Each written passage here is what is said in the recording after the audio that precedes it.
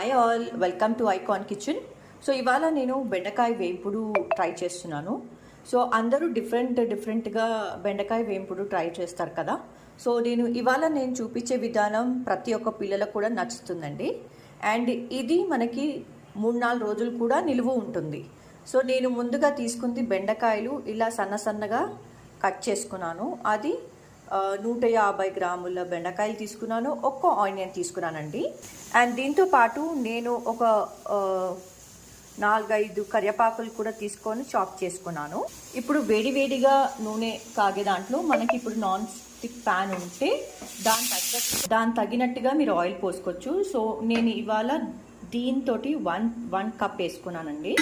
So ఇప్పుడు నేను వేడి నూనె కాగే దాంట్లో ఫస్ట్ నేను బెండకాయలతో పాటు ఆనియన్స్ కూడా వేసేస్తాను.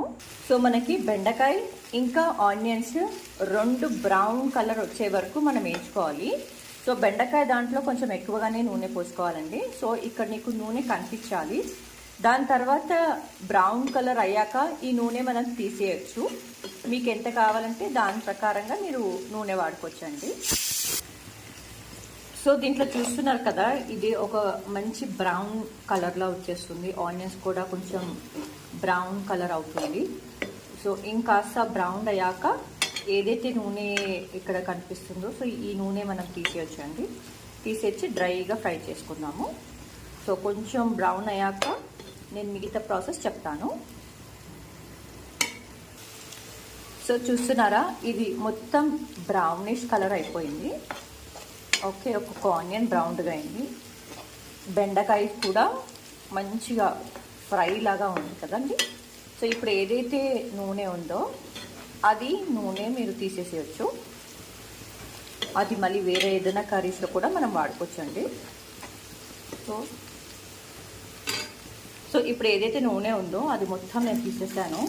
సో ఇందులో ఓన్లీ డ్రైగా ఇది ఫ్రై అయిపోయింది చూడండి. సో దీంట్లో ఇప్పుడు నేను పసుపు, కారం, ఉప్పు, అల్లం వెల్లుల్లి పేస్ట్, ధనియా పౌడర్ వేస్తాను. సో నేను ఈ స్పూన్ కారం వారానండి. సో ఈ స్పూన్ ఒక స్పూన్ కారం పొడి అండ్ ఒక హాఫ్ స్పూన్ పసుపు అండ్ ఒక హాఫ్ స్పూన్ ధనియా పౌడర్, ఇంకా చిటికడు ఉప్పు అండి.